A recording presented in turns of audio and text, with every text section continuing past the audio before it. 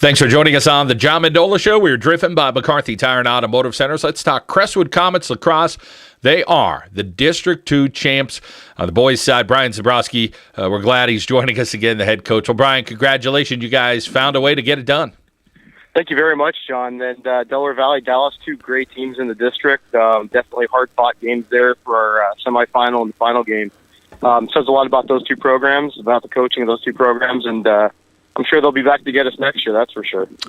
How often do you get that opportunity, Brian? You have a team like Delaware Valley that you're able to play, and you think you could do it, but thinking you could do it, saying you're going to do it, but then actually getting the job done, the boys really pulled it out.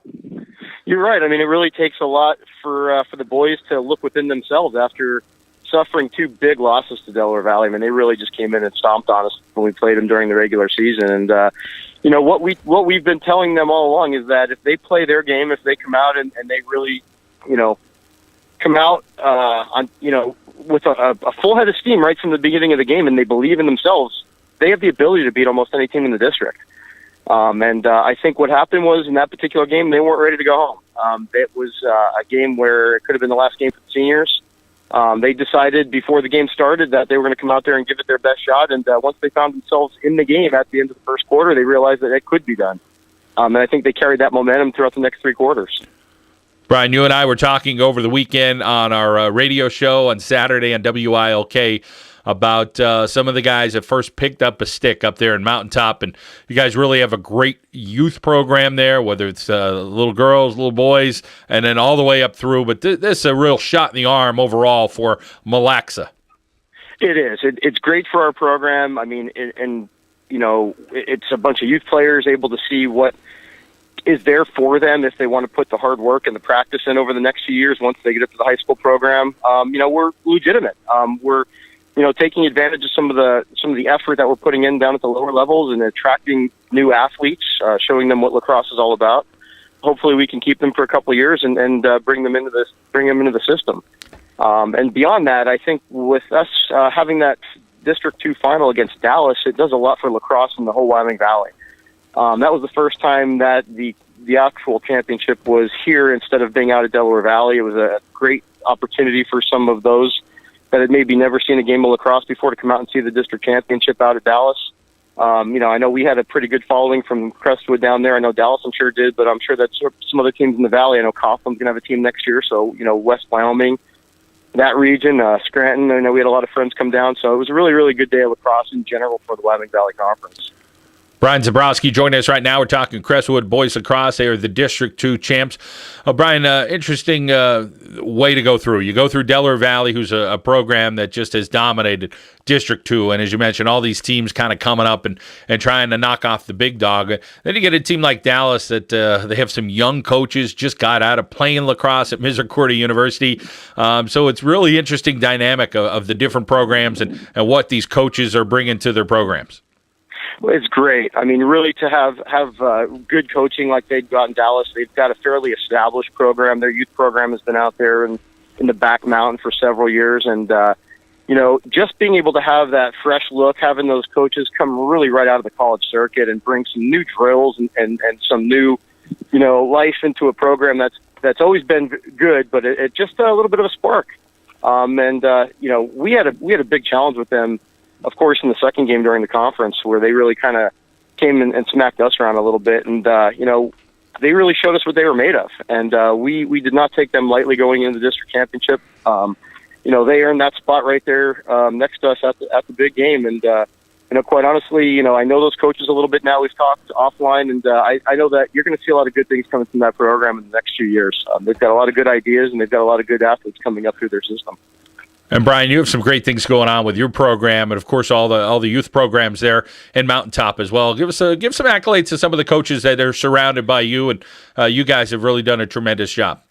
Well, right off the bat, Aaron Caparucio runs our program, basically organizes the entire league, coaches 2 out of the 3 boys teams, coaches 2 out of the 4 girls teams.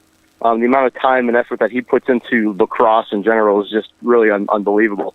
And he also, of course, is assistant coach up there at the high school with me this season, and he's been my right-hand person. He's been guiding me. He's taught me so much about the game over the last several years, and really, I mean, has allowed us to put lacrosse on the map here in Mount Top.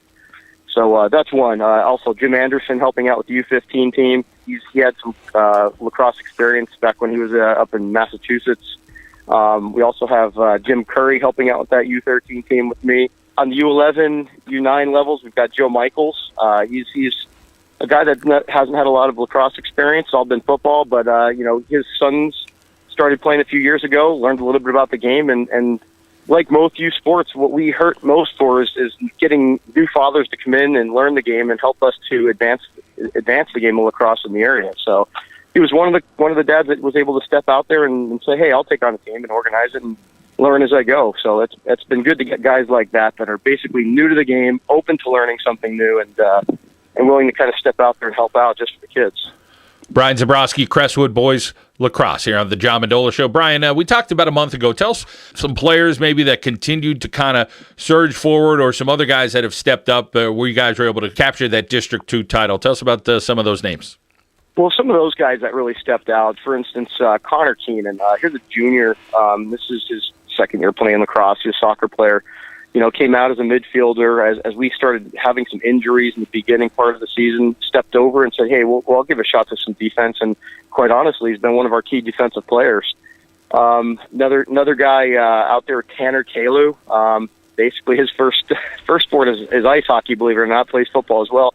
His first year playing lacrosse was this year, and he turned out to be one of our long stick middies that was able to allow us to maintain a lot of those possessions off the face-off. So he had an incredible year, and hopefully I'm sure he'll be back next year.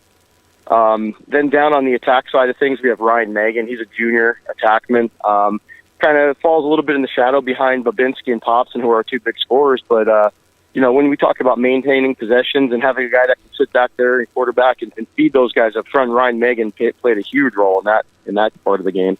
Also on our midfield, a couple other guys, Matt Madry, Austin Orso. We call them the Hanson brothers, a couple of hockey players that are out there. And what's nice about those guys is even though we don't teach hard hitting as being a huge part of lacrosse, contact is an obvious part of the game, and being able to accept contact, being able to accept a good check and go on and play the game without it turning in the wrong direction is huge. And for those hockey players that are out there, lacrosse is a nice sport. It doesn't conflict with the hockey season much. And it's a nice way to stay in shape, get that conditioning, and at the same time, it's a lot of the same basic skills that you use on the ice. We're talking Crestwood Lacrosse here on the John Mendola Show. Well, Brian, you are going to enter the state playoffs and take on a pretty big school. Tell us a little about your opponent, and of course, you're going to be a big underdog when you get a team down from the Philly area. Absolutely. That District 1 is a very, very huge hotbed for lacrosse.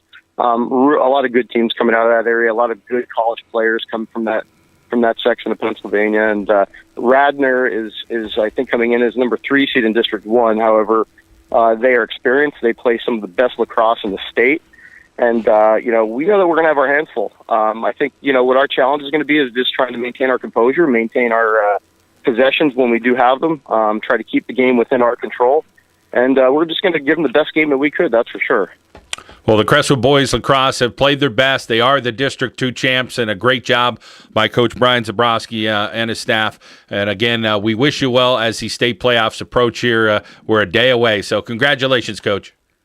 Thank you very much, Sean. I appreciate it. Crestwood Boys Lacrosse here on the John Mendola Show. We are driven by McCarthy Tire and Automotive Centers.